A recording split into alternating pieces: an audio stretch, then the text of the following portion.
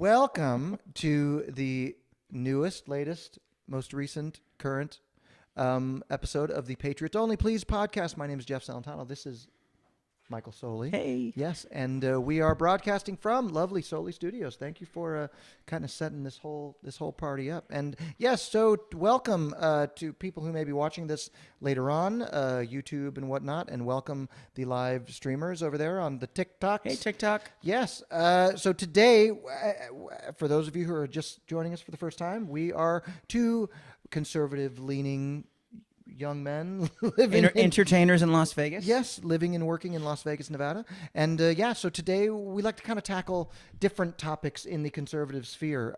So we're not necessarily on topic or leaning towards whatever trending in the news, but we kind of take more of a bird's eye view on this. So today we're kind of talking about how difficult or the challenges the elephant in the room. The elephant in the room. The president's sitting in today Yes. to be sort of the voice of reason, if you will. He the may, silent he voice may of mumble reason. in occasionally, but What's that? The bathroom? You have to wait. Go ahead. I'm sorry. yeah, you'll get ice cream after the show. But yeah, how sometimes challenging can be talking with our our friends on the other side. It's a great topic. You know, when I'm posting things on social media, when I'm talking to people of any kind of political persuasion, I always start with, none of this is personal. We have free speech. You're allowed to think what you think. You're allowed to vote the way you want to vote. But you can't tell me not to talk. You can't tell me not to express my values and my opinions. And in my experience, which is just me, I'm one person out of 9 billion. It's in this political climate right now, folks on the left seem to be way more interested in silencing people than wanting to hear alternative opinions. Yeah. And I really don't like that. I was a Democrat for most of my life. That's one of the things that got me out of that party was their lack of caring about the other side. They talk about us being in a cult and in a bubble. There's nothing bigger than the left. On the far left is the biggest bubble there ever has been. Absolutely. I mean, they're literally saying what's up is down, what's down is up. Boys can be girls, girls can be boys. I mean, it's stretching things to the max of even common sense with a straight face. And we're not supposed to notice that. So what this episode's about is how to, as much as you can, respectfully disagree with people politically about things that matter to you. And I think the way to start, I think our entry into this conversation, into this topic, is you always want to start with things that you share in common. Sure. Right? Sure. So Sting, great singer. Sting, a great singer-songwriter. Some would not agree. I would agree. I think he's great. I think he's fantastic. Anyway, he had a song way back in the day. And the chorus of the song was, this is back when we were worried about Russia blowing up the world. Yeah, I know the song. And the hook was, we hope the Russians love their children too. Yes. In other words, why would they blow up the world? They love their kids the way we love our kids. Yeah. That to me is a starting point. We all want a better life for our children. Yeah. We all want a better life for our country. We share those values. That's important. It's important to establish things that we all care about. Left or right, middle, whatever you call yourself, Green Party, whatever it is. Would you agree with that? I would absolutely agree with that. I would also say it's, although getting back to just an earlier point, because I just thought of this while You really hate Sting, don't you? I love Sting. I'm a huge fan. In fact, I'm going to see him on November 9th, a few days after the election. Here's the thing. What's fun, if I may, we're in Las Vegas. Sting has a residency here. He pops in, does 9 days in a row. It's amazing. Yeah. But for I saw him last year. Okay. Great. But here's my comment about it. I didn't see it. But what I saw was the marketing for it. Now, this is Sting, one of the best songwriters, wordsmiths of all time. Singers, absolutely. And the name of the show is Sting, My Songs. I'm like, really, Sting? That's what you came up with? In your castle in the UK? From Dream of the Blue Turtles to My Songs. I'm like, hey, these are My Songs. He dumbed it way. He's like, this is Americans, right? Well, Let's I guess call it My Songs. Yeah, they're not bright over there, you know. No covers. They're a bit dim. They're a bit dim, those Yanks, you know. Anyway, we digress. What was my point? Oh, yeah. Yeah. So the point I was making was, ironically, the same party that is supposed to be about diversity and inclusion and diverse thought, and all of that, and being accepting and all of that, will be the first to silence what they don't agree with. And not to mention, I mean, they're just, I can't even, it's the fact that they would even want to, though, here's the other point I wanted to make. We, however, will defend to our deaths their right to say whatever it is 100%. they want to say. Absolutely. But they're going to silence us immediately because they don't agree with what. So it's those things that make it hard for us to find common ground and to communicate. And so I guess today I would love to try to maybe discuss some options to make it a little easier to not ruin lifelong friendships. No, it's true. And a lot of it's just linguistic approaches, how you phrase things, how you frame ideas. If you say to somebody, you're full of shit because that's the wrong way to do it. Yeah. If you start off with, we all share these common values, and what I appreciate about my party is we approach this issue from this perspective. Yeah. And they'll say, well, we completely disagree with that. We approach it from this perspective. That's civil and fine, and that's okay. And again, if these are people you care about. You go the extra mile and say, well, actions speak louder than words. Look at the voting records. Look at how they've actually behaved. One thing that we talk about a lot, and that we should talk about a lot, and one of the things that, again, got me to move from the Democratic Party to the Republican Party, and a lot of folks online are saying this right now as well, if you're from a blue city and you go back to visit it, if you've moved away and you realize that nothing's changed, and Democrats have been running these cities for 50, 60, 70, 80 years, and the cities are kind of crumbling and gross and getting grosser, you think, that can't be a coincidence. What do we keep voting for? Yeah, that can't be a coincidence. Yeah. And so stuff like that. So if you can point to that as an empirical object, like just go back to Baltimore and you tell me, they're going to defend things from their own perspective. But at least if you can pinpoint things that you can at least agree on to start with, I think the solution to keeping a friendship is to agree to disagree at a certain point. At a certain and point. certain issues are just too hot to touch. But it would just seem, too though, much. This speaks to the larger question of logic versus emotion, because we don't live in Detroit or LA or Baltimore or any of these cities, so but we can see it. But the people that are there, I don't know. I mean, here's the thing, though. Here's where they're living in it. Here's my answer to that. And hi, TikTok. TikTok. By the way, did we introduce our technical staff? Oh, we haven't. We failed to introduce our crew. We would be remiss to not introduce the folks behind the cameras, making the cameras work. Yeah. Tiago Guzzi, entertainer here in Las Vegas, singer-songwriter, Brazilian American. He's kind of a big deal over there. He really is. He is. And Azura, one name like Cher or Madonna, just Azura. There you go. You won't find her anywhere, but she's here in the room with us, and she's amazing.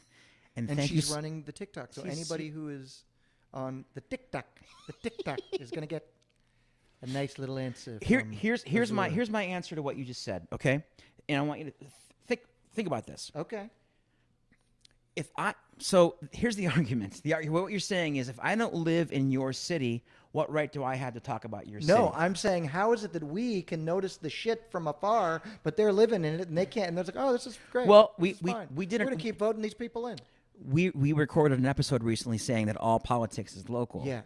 So maybe you went to high school with the guy making those decisions in your so there's that layer of implied and unimplied associations that we're not aware. Yes, but what we can do are look at the numbers. So that's what I was going to get at before. Like, I wasn't alive during World War II, but I can know a lot about it because they've documented everything, and I can learn from it. I don't have to be from that era to be able to be an expert about it. For example, my ex-wife's got OBGYN as a guy. He's a man. Okay. So in on the left, this whole you can't talk about me if you're not like me. Mm-hmm. How can a man be an OBGYN? Because he's an expert. He's a doctor. He's an expert in that. You don't. So my point is, the empirical evidence and facts are enough to be able to speak intelligently about other things. You would think so. Well, they are, and I think so. And that's my point. I guess when you're talking to someone, if you need to stop the conversation at a certain point of like, okay, we've reached the limit of our understanding of where we're coming from, and we've also reached the limit of what we even agree is true. maybe that's a breaking point to get a beer, go to the park, watch the game, go for a walk. But maybe you have to extinguish things at a point where even 2 + 2 doesn't equal 4 anymore, because it does. Because it does. Us to do, it's hard for those of us who feel as though we're thinking clearly, but it's almost like trying to logic with a child or a teenager in some cases. I mean, look at we referenced Charlie Kirk, quite a bit.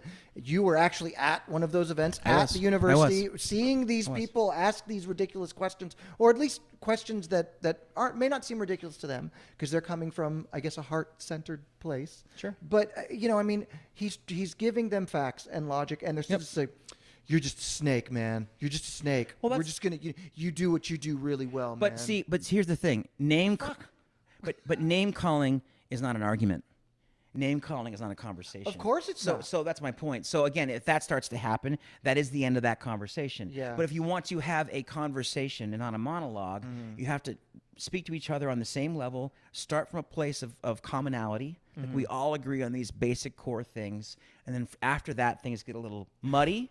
And if you can't reach any kind of consensus after that, you can just agree on we love our kids, we want life better for everybody, and we want to be as fair and helpful to people that are here legally as we can. If that's as far as you get, that's something, But beyond that, if it gets heated, maybe it's better to just change the subject, not talk about politics, make fun of people like this, because it's fun to do that, and take the air out of the conversation. But I mean, insulting people doesn't get anything. Doesn't get anywhere. No. And unfortunately, because we have the entire information in the world on our phones, I can pull up a site that says your information's not true.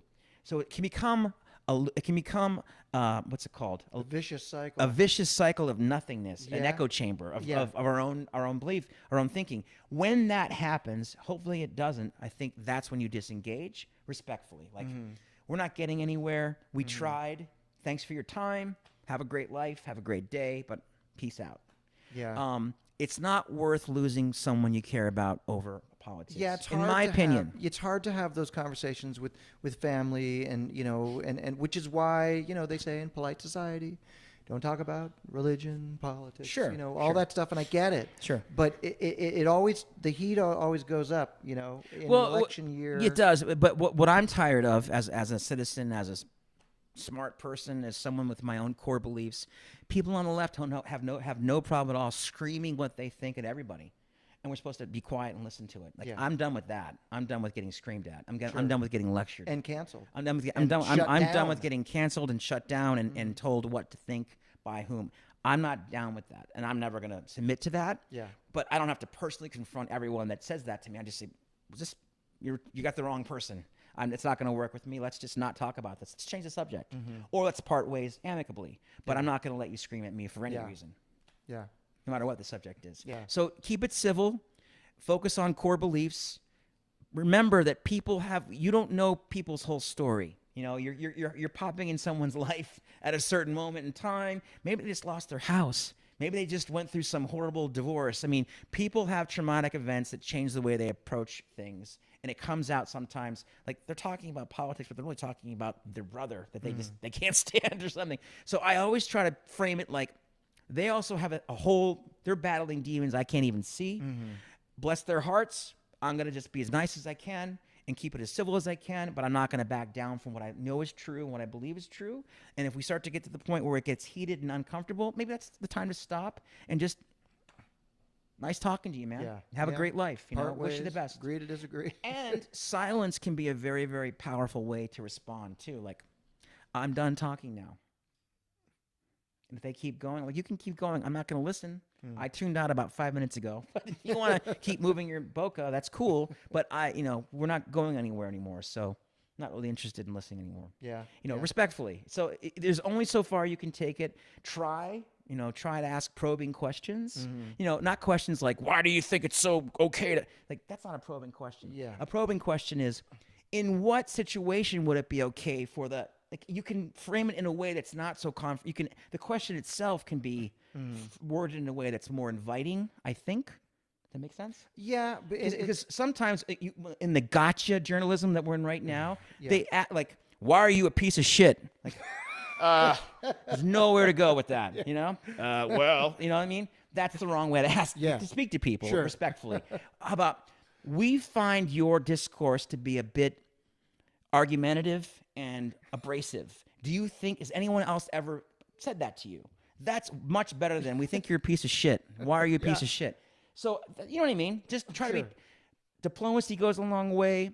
Genuine kindness. Like, you might actually learn something from someone that you completely disagree with. Sure. You might go, oh my God, I never saw it that way. You're wrong, but I get why you think that way. It's not right, but I understand why you believe that. Why does it feel so one-sided? That's the problem. Because look, we had this conversation earlier. We said, "Oh my God," because we're musicians. We both. I mean, we're creatives. All of our favorite artists are communists. It's like shit. Always have to let it all pass. Let's just say something. Publicly, there's a lot of people that publicly have to, for reasons of careers and contracts and money. This is pretty public. But we're making our. My point is, if you're public, but we're not Bruno Mars. No, that's true. We don't have 18 million people. No, I mean on our side though, we're definitely making it known to anybody that may be watching this what our position is. But I'm answering your question. I disagree with what you just said, respectfully. I think a lot of creative people, they're a lot more conservatives than we are allowed to know about, because they live in a world where they can't express it. That's true. So, and they're always, the camera's always on. The paparazzi are always filming them. Sure. But in private conversations, there's a lot of folks that believe the way we do, and they vote that way. But publicly, I'm with Taylor Swift. I'm going for this guy. Yeah. They're never going to do that. But they have to save. I mean, there's a lot of cultures like that. Sure. You know what I mean? Sure. So, my point was to find common ground, to kind of diffuse the emotions as much as you can, and just, you know, at the end of the day, we're all Americans. We live in the same country. I mean, we're allowed to disagree. We have a First Amendment. We're allowed to speak our minds. You know, we're allowed to do that. And if someone doesn't see it that way, and if they're, you know, if they call themselves an activist, probably not a good place to start. Yeah. It's probably Yeah. Because here's the thing about that. Who determines who's an activist? It's just self-defined. Exactly. And that's my problem with activists. They stand up and go, I speak for all short, middle-aged, bow-legged guys. Right? Me. Every one of them. I know what they all think. Yeah.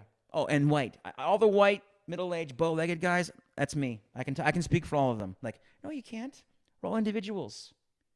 That's where that logic breaks down for me. Yeah. You know, and there's people who've made a nice, lucrative career going to corporations and speaking on behalf of the community, fill in that blank, whatever it is. Like, nonsense. It's nonsense. It's nonsense. And it runs rampant in politics, obviously. Yep. And that is why it can be such a frustrating thing, because, again, we see the results and the fruits of what has, 50 years, 60 years in the making, and yet we're sitting here going, how come it seems so obvious? Here's the thing. To everyone. There's universal concerns, or I at agree. least national concerns. I agree. I think a big part of the problem is, and I think this might be a way for us to wrap it up. We're heading toward the end of our segment. Yeah, we're trying to tighten these up. We're tightening these up. We can go on. This is my grand theory, and I think it makes a lot of sense. There's a reason why government and Hollywood have been conjoined from the beginning. What does Hollywood do? They tell stories. They're storytellers. Human beings, Homo sapiens, are narrative monsters. Our cave drawings are pictures of things. We're designed to want to tell stories. That stories mean more than the truth. Fiction means more than the truth. Hollywood is the hotbed of showing us life itself and what we could be, possibilities, life, death, all the big collective nouns. Hollywood's been telling those stories. What better organization to get under your wing if you want to be in political power than the storytellers themselves? What did Hitler do? Hitler had that filmmaker that made movie after movie showing how great right? He was trying to create a new narrative, a new story, a new ecosphere for German people. He failed miserably. Thank God that he did. Yeah. Thank God that it ended. But he was trying to be his own little Hollywood, because human beings respond to stories. We're musicians. We sing songs. We create energy for people, and it's contagious. Stories are contagious. Because it's all emotionally driven. And it's emotionally driven, but it tugs at the heartstrings and at the brain. So Hollywood, social media companies, the government, all trying to tell you the same story, never a good sign. That's how I know the sign of the times are bad right now. Yeah. When Bill Gates, Jeff Bezos, Joe Biden, and all the mainstream media are saying the same thing, that's not good. Yeah. There's not supposed to be consensus across everything. There's supposed to be different voices. Everyone in the United States is not a Democrat. Everyone in this country is not a left-leaning liberal. That's just not true. So we have 3 tiers of government. It's supposed to constrain each other. You know, again, Obama used to say, we're not red states, we're not blue states, we're the United States. That's what it's supposed to be. It's never been more divided right now because of this guy. But my point is, there has to be some kind of consensus about what it means just to be in this country. Okay? So keep that in mind when you're arguing with people that are on the different side too. At the end of the day, they live down the street from me. Sure. They're not in Pakistan. You know, they're not.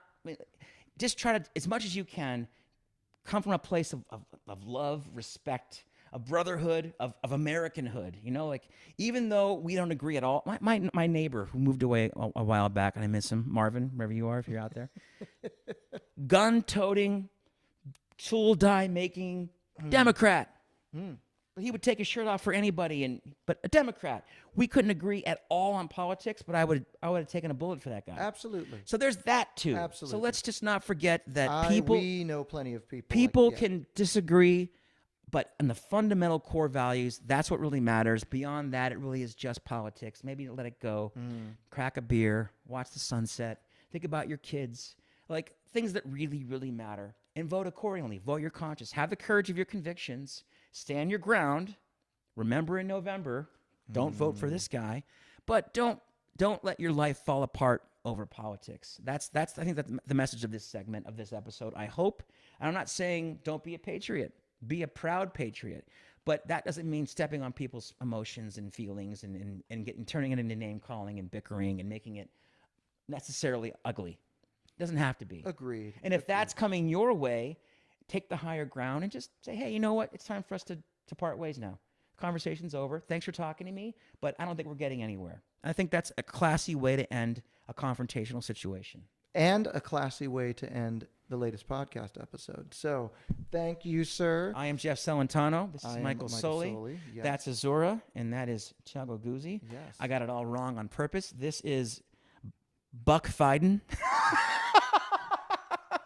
And we had a great time with you guys. Please follow the show, patriotsonlyplease.com. Please subscribe. Don't poke the screen with your finger. It's dumb. Yes. And we're having a great time. We really hope that you will follow the show. Like, comment, share, subscribe. Guys, thank you behind the scenes here. You too. We couldn't do it without you. Thank you so much, guys. I mean it. See you on thank the you, next buddy. one. Yeah. See you soon. Take care, everybody.